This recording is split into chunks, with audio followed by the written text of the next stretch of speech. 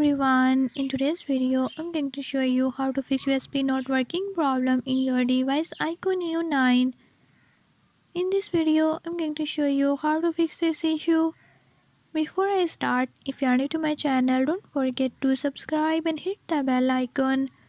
Watch complete video and learn how you can do it. Let's watch the video.